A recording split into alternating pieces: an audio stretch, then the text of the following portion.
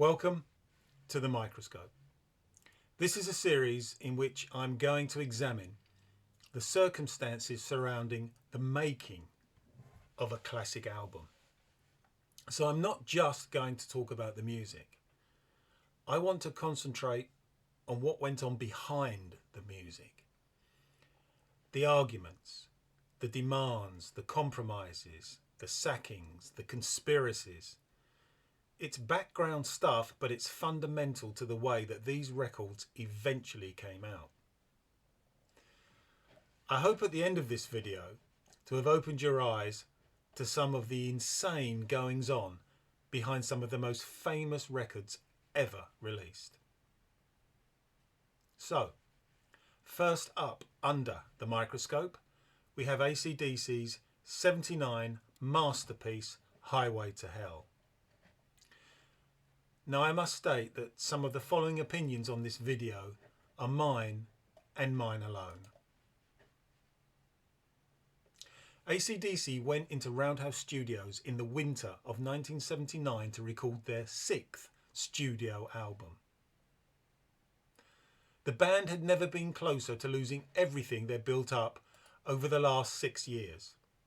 A bruised and bitter Angus and Malcolm Young were under tremendous pressure to deliver an album that would satisfy a disgruntled record company and write off the band's steadily mounting debt. The seeds for these problems had been laid earlier on the last album, Power Age. So we will have to backtrack somewhat to put everything into context.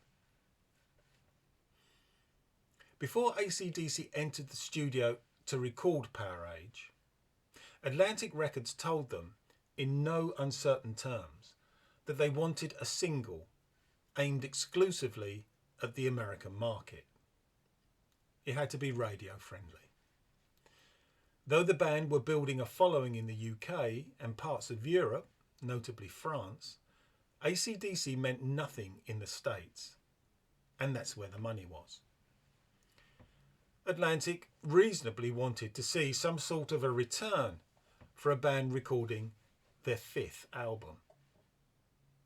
So AC/DC duly went into the studio and recorded Power Age and sent the tapes to Atlantic. There was no radio-friendly single. Perhaps it appeared to Atlantic that the band had simply ignored their instructions and recorded what they wanted.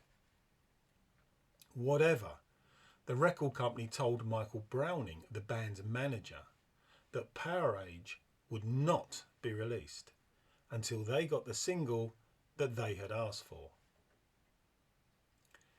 To say the band weren't impressed with this is an understatement, but they reluctantly returned to the studio and recorded another track, Rock and Roll Damnation.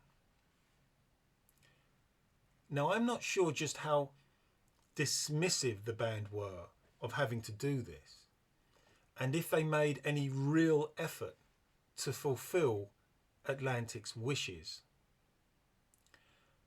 I have a sneaking feeling they just went in and recorded another AC/DC song, and then said to their brother George Young, their producer, look, here's the track.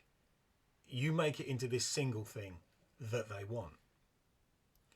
This is backed up by the comments of Mark Optis, the engineer for Power Age, who said that George Young took a major role in crafting Rock and Roll Damnation. This track differs from the typical AC/DC song in 3 ways, and I can only guess that these changes reflect George's input. 1, Angus's traditional solo had pretty much been taken out. 2, we had hand claps. And 3, we had maracas.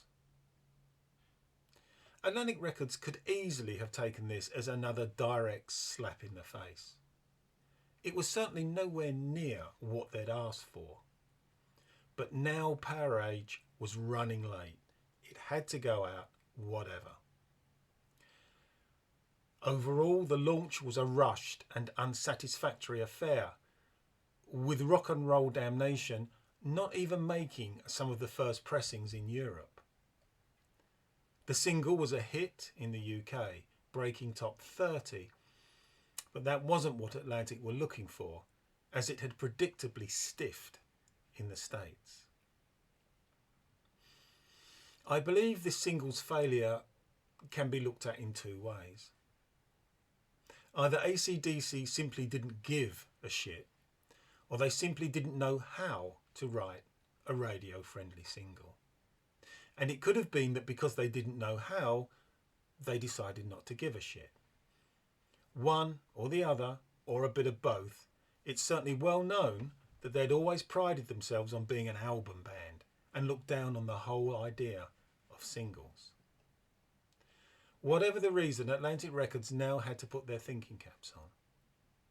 Their problem, how to break a band that either refused or couldn't write the songs they wanted. I don't think the record company were asking for the world. They weren't telling AC/DC to record a completely different sort of album. They just wanted one radio-friendly track. They knew that once the band managed to get radio play in the States, some substantial awareness, their albums would sell themselves. They knew how good the band's back catalogue was. It just had to be opened up. Talking of back catalogue, it was around this time that it was being bandied about at Atlantic that AC/DC should release a best-of compilation before the next studio album. Until, that is, a bright spark at the record company, who shall be nameless, had an idea. Perhaps they walked into the chief executive's office and threw down Kiss Alive and Frampton Comes Alive. Perhaps with a knowing smile they might have said, if they can't or won't write us anything, we'll just do what Casablanca and A&M did with these artists. We'll use their back catalogue to break them in the US with a live album. Where were Kiss and Frampton in the States before Kiss Alive and Frampton Comes Alive? Nowhere. It worked for them. Why not AC/DC? Atlantic were desperate enough to go for this and told manager Michael Browning that they wanted a live album from the band before the next studio record. As it so happens, AC/DC had been seriously thinking about releasing a live album, and so there was no problem with doing one.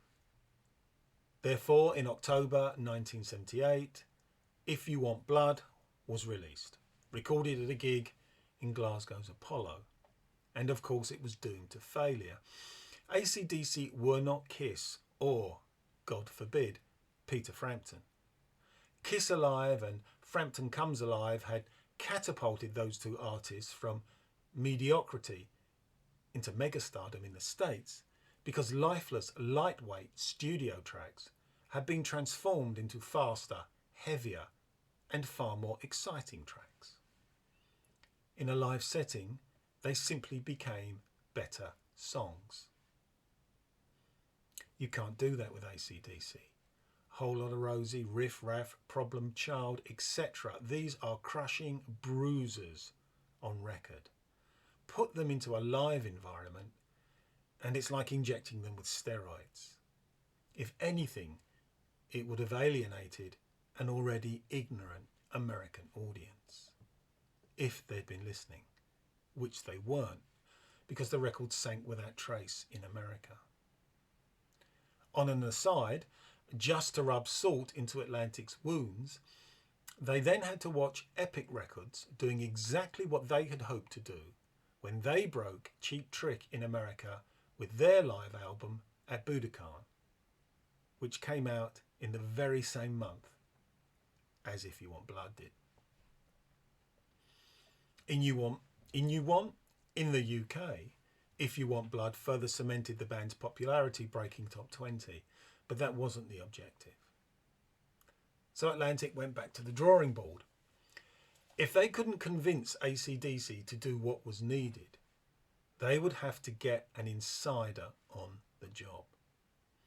Someone who could steer the sound the way Atlantic Records wanted it to go. They had to get their own producer. Up until that point, all AC/DC product had been produced by Young and Vanda, but primarily George Young, Malcolm and Angus's older brother. He wasn't just their brother, he was also their inspiration and their mentor. Atlantic had a meeting with Browning and told him that the band's inspiration and mentor had to go. They were bringing in their own guy for the next record. You can imagine what Browning said after he'd stopped laughing. Not happening. It's not even worth asking them. Atlantic Records might well have said, we're not asking. I don't know if it was put as bluntly as that, but without a doubt, Atlantic Records issued Browning with what amounted to an ultimatum. Knowing this, he had to go back to the brothers and persuade them to ditch George. You cannot overestimate the carnage that followed. Angus and Malcolm were adamant that George was going nowhere. Browning was desperate to convince them that they could be finished if they didn't back down. I think that things got so bad, George Young could see the whole future of the band unravelling before his eyes. Everything that he and his brothers had worked for, and all because of him. It is for that reason, I believe, that it was George Young who eventually backed down, who took himself out of the picture. Perhaps he realised that the only way forward was a different producer. Perhaps he thought he had taken them as far as he could. Perhaps he was pissed off and believed losing him was a huge mistake, but did it anyway. Whatever the reasons, I believe that if he had stuck his heels in, the Young brothers would never have agreed to a change of producer, and Highway to Hell may never have turned out in the fashion that it ultimately did. I don't blame Atlantic for taking a firm stand on this. The production of the band's previous records had been basic, to say the least, and a million miles away from the quality that was needed for a radio single. George Young's criteria for recording a track was if it had balls and buzz. Two technical terms that Atlantic Records were remarkably unfamiliar with. Everything else was secondary to that, even tuning. In fact, it had been rumoured that there was a certain track on previous album Power Age where you could actually hear Angus changing from rhythm to lead guitar. That sort of stuff could not go on. On an aside, there was in fact one member of AC/DC who was actually in favour of getting a new producer, Bon Scott. He felt that the Young-Vanda partnership had taken his vocals as far as they could and believed a new producer was needed to stretch him. But it was the brothers who decided, and who finally, once George had voluntarily taken himself out of the equation, capitulated. But it had been a bitter battle, and Browning, though he finally got Atlantic what they wanted, later stated that he knew that in doing so, he had sealed his own fate within the band. The Young brothers were angry and frustrated, and they naturally made Browning the scapegoat.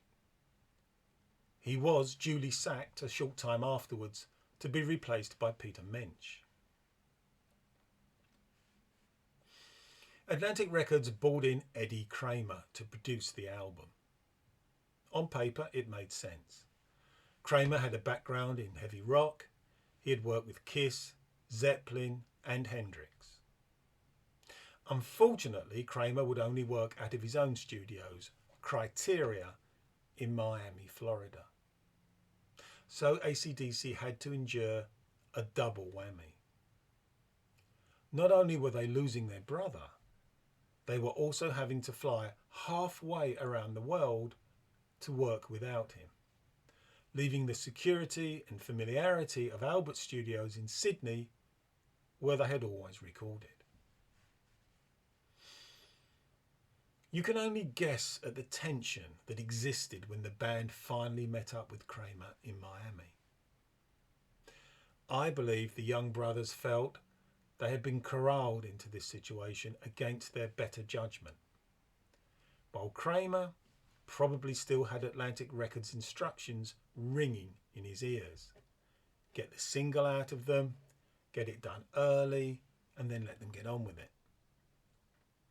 So Kramer hit the band hard. Within days, he was suggesting that they use piano or keyboards. You can imagine how that must have gone down. It soon became clear that Kramer didn't get the brothers' vision, and they thought he was a bit of a prat. 3 weeks in Criteria and nothing had been recorded. Kramer was banging his head against the stubborn brick wall the young brothers had set up, and I think in desperation, because he could see that these guys weren't going to cooperate, that they weren't going to write what he needed, he decided to try and persuade them to cover a song that had already been written, Spencer Davis's Give Me Some Loving. That was the last straw. Malcolm Young made a phone call to Michael Browning, probably along the lines of, "You got us into this, you get us out of it." Now it just so happened, and this is simply one of those quirks of fate, that Browning was flat sharing with an up-and-coming producer, Mutt Lange. Now I don't know if it was actually a case of him putting the phone down and literally walking into the next room and asking Lange if he would work with the band. But however it transpired, he did ask him, and Lange told Browning to get AC/DC to send him what they were working on. The band lied to Kramer, said they wouldn't be working that weekend, went into Criteria and knocked out some tracks and sent them to Lange. He liked what he heard. So now Browning had the invidious job of telling Atlantic Records, "Hey, you know that Kramer guy I broke my balls over? Well, they won't work with him. But they will work with this guy, Mutt Lange." This, of course, was no particular compliment to Lange. I believe the Young brothers would have considered working with Kermit the Frog if it got them out of Criteria Studios. And selling this to Atlantic wasn't as difficult as it might have been for 2 reasons. Admittedly, Lange didn't have any kind of reputation, and he had no heavy rock bands on a limited CV. But what he had done appealed to the record company. He had worked with classier pseudo-punk outfits like Graham Parker and the Rumour, the pop rock of City Boy, but his main claim to fame, and what really appealed, was that he produced the #1 hit single, I Don't Like Mondays, for the Boomtown Rats. The guy wasn't a stranger to the radio or the charts. And secondly, and perhaps more mundanely, he would be a hell of a lot cheaper than Kramer and Criteria Studios. Talking about money, the only fly in the ointment, it meant that Atlantic were forced to cancel a lucrative Japanese tour scheduled for AC/DC that March because of the time wasted with Kramer. But there you have it, AC/DC parted ways with Eddie Kramer. Later, Kramer insinuated that the band had been uncooperative and unprofessional in the studio, and he cited Bon Scott's escalating drinking problem as a factor. The band denied this, with Bon Scott stating that Kramer couldn't produce a healthy fart. And so it transpired that in the winter of 1979, AC/DC finally entered Bronze Records' Roundhouse Studios, Chalk Farm, London, with Mr. Langer to attempt to record their 6th studio album, Highway to Hell. I believe that if the band hadn't recorded this record with Langer, it would never have been the massive breakthrough that it eventually was. His contribution and subsequent guidance was that important and cannot be overemphasized. He was the best thing to happen to AC/DC. Of course, at the time, AC/DC were blissfully unaware of that fact, still reeling after their previous experience with Kramer, and hoping this guy, who they knew absolutely nothing about, would be a better bet. He had to be. Their whole career could have been riding on it. But what they didn't know was that Langer wasn't just a producer. He was also a musician, songwriter, accomplished singer, perfectionist, and perhaps most important of all, he was hungry. If the success of this album was important to AC/DC, it was just as important to Mutt Langer. It was his chance to get an in with Atlantic Records and their extensive roster. This wasn't just another gig, this was his chance to make his name. He had heard the material the band were working on and he knew that it was good stuff. He just had to literally produce that magical single. To do so, I believe he saw 3 major problems that he would have to overcome. The first was Bon Scott's vocals. The guy had a great voice, but he wasn't a great singer, and there's a difference. I think perhaps Scott might even have admitted this himself, but that wouldn't make it any easier to sort out, knowing his mercurial temper. Linked to this problem was the background vocals. Up until this point, all of these had been done by Malcolm Young, who sounded like a junkyard dog, and that is being hard on junkyard dogs. His guttural barking was not going to cut it. Secondly, and perhaps trickiest of all, was the way that AC/DC arranged their material. Obviously, not all. You do have to generalise, but most of their songs opened their legs up, showed you what they had in the first 5 seconds, and then repeated that scissor action at breakneck speed for about 3 minutes. That wasn't going to work for the radio. Langer was going to have to try and pace these guys. I believe that he already knew from the material that they'd sent him that he was lucky to be working with the greatest riff the Young Brothers had ever come up with.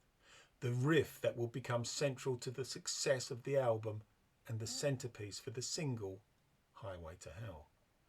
The riff that Malcolm Young later stated stuck out like a dog's balls from all the others.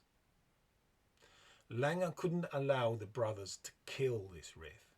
It had to be exploited to its fullest extent. Highway to Hell was always going to be the single, but the dynamics would have to be very different. The same went for Angus's solos. Rumoured long a bane of contention for the record company, Langer knew that Angus's general philosophy of going as fast as he could, for as long as he could, was not going to work for a single where everything had to be memorable. If anyone could remember an Angus Young solo seconds after he'd played it, they were either autistic or Angus Young. The third thing he would have to change was obviously the production itself. It was no big deal to clean it up, but what Langer had noticed was how badly underutilised the drums were. In the past, they had solely been there to support the guitars, because of course it was all about the guitars. For the album, especially for the single, he was going to use the drums to complement the guitars. They were going to become an integral, dramatic part of the song. The vocals were rectified pretty quickly, with Langer deciding to play hardball with Scott from the very off. It wasn't too long before Scott was struggling to sing, the far more powerful choruses that Langer wanted. And it got to a point with the track If You Want Blood where Scott's lack of technique saw him repeatedly running out of breath. Langer pointed as much out from the console, and Scott reputedly said, "Well, if you think you can do any better, you see, you do it." And Langer did. He sang the whole thing perfectly, still sitting down at the console. Now this made a huge impression, not just on Scott, but the whole band. This guy knew what he was talking about and could do what they couldn't. Teaching Scott vocal technique would allow him to carry the choruses in a way he had never done before. Scott later stated that his voice had never sounded so strong as on this record. The backing vocals were sorted quickly too. First, Langer persuaded Cliff Williams to add his voice to Malcolm's, and then when he could still hear Malcolm, Langer himself added his own vocals. Angus's solos were different. Working on them proved difficult. In fact, it's rumoured that Langer, knowing that Angus had to get this one right, actually sat next to Young in the studio and talked him through the solo to Highway to Hell. I reckon it probably consisted of Langer saying, "No, not so fast, less is more, less is more." The eventual solo was excellent and again proved to the band that this guy knew things they didn't, and they were things that were making their songs better. As for raising the drums, Phil Rudd said that he was astounded by Langer's approach. The way he literally took apart what were reasonably basic rhythms, snare beat by snare beat. And in the mixing desk, he was sharing the limelight with the guitars. AC/DC usually spent a few weeks in the studio making an album before the money ran out. They spent 3 months with Langer, working round the clock, harder than they had ever worked before, for a producer who was determined to get it perfect, for both of them. And so to a track-by-track analysis of this record. I was a big AC/DC fan when this came out. And I remember putting it on the turntable, and halfway through the title track, I thought two things almost simultaneously. This is different from their past stuff, and this is their best stuff. That riff, that huge riff. But this time it's not rushing past you at 1,000,000 miles an hour. It's staggered, there are gaps, and it's the gaps that generate the total power. AC/DC had learnt dynamics. Scott's vocals are in a different league. He'd always sounded like sump oil crawling across cracked asphalt, but this time the sump oil is on all fours. Its tail's up, and its rutting swagger leaves a thick, delicious smear you could stand a house on. Angus's solo is obviously far slower, it's far slicker and more melodic. The drums aren't just a rhythmic backcloth to the guitars. They are a clarion call to arms, a monolithic mission propelling the song forwards. Pure drama. The track Highway to Hell began the album, but in a way it was the album. The basket where Langer and the band put all their musical eggs. A statement of intent from the very beginning. Second track, Girls Got Rhythm, and we can see that AC/DC still have a groove. The riffs dance in and out of a slick rhythm. It suffers a little from coming after Highway to Hell, but it's still a great little track. It swaggers around the bar, having taken the back wing doors off at their hinges. The third track, Walk All Over You, is, I believe, the second masterclass, and significantly follows the same basic arrangement as Highway to Hell. In my opinion, it's even better. This track drips menace. The riffs are almost gothic. They build and they build, driven by mortar bomb drums, stretching and stretching before breaking into the biggest climactic hook that the band had ever written. Walk All Over You and Highway to Hell are two massive musical landmarks. But lyrically, Scott too seems to have responded to the intense pressure in the studio by fueling these tracks with unadulterated menace. A reflection, I think, of the band's attitude when they made this record. Angry, defiant, aggressive. Scott's lyricism has mutated from a sometime almost misogynistic and certainly blighted sense of romanticism into something deeply destructive, almost unsavoury. The next track is Touch, Touch, Touch, Touch, Touch, Too Much, and like Girls Got Rhythm, it suffers from coming after such a classic, but again it survives because it's simply a very clever song.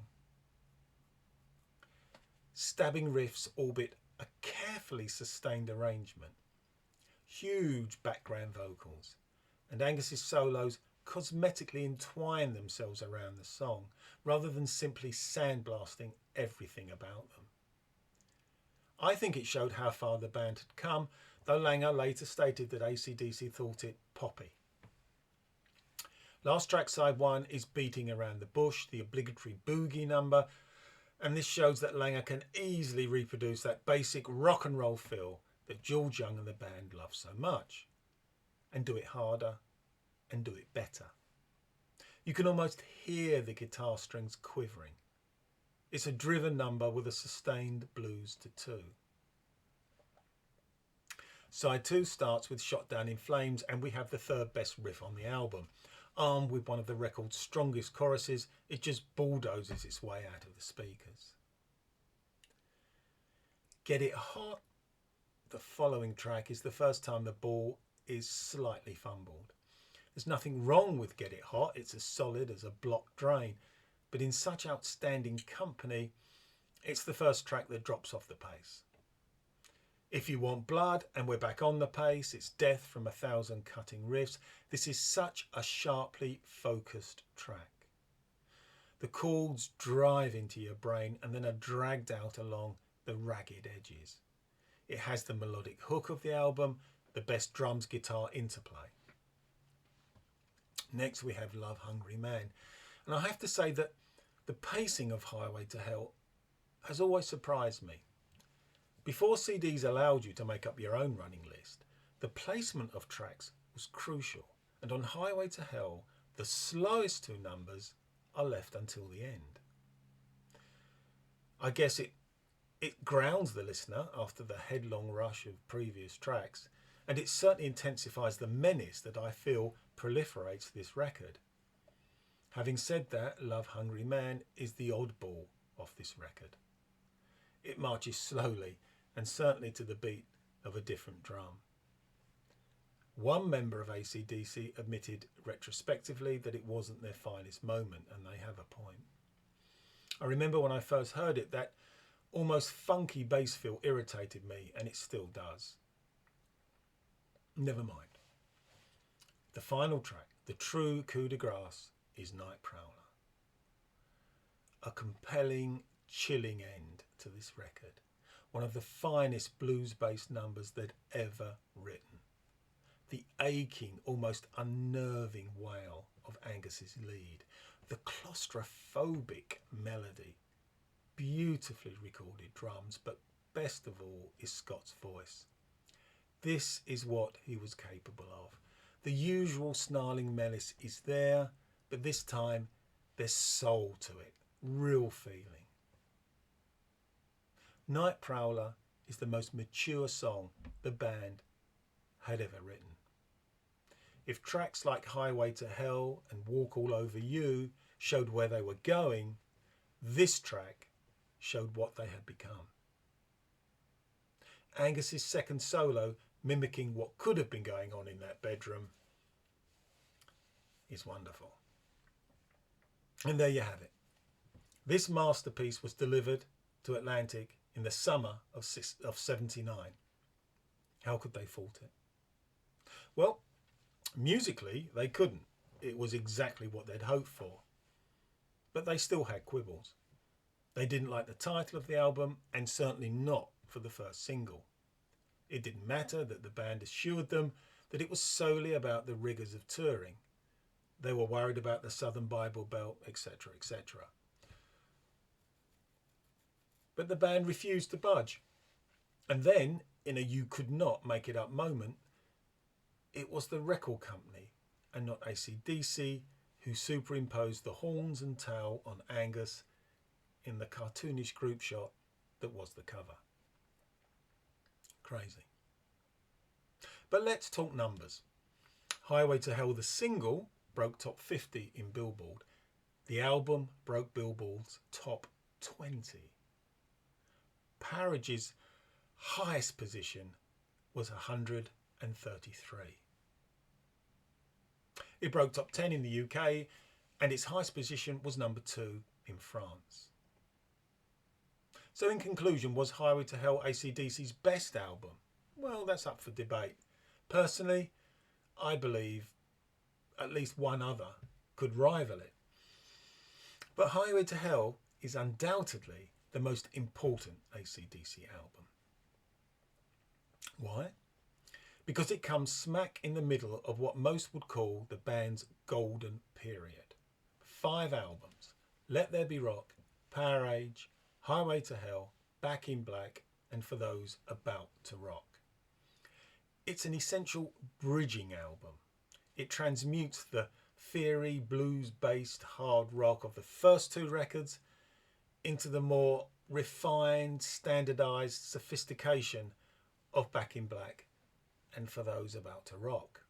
And of course that transition indicated a further opening up of the sound, which inevitably led to greater sounds. Back in Black is, what, the 3rd best-selling album in history?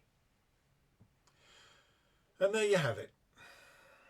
I hope you've been entertained, I hope you've been informed, and look forward to the next time a classic goes under the microscope.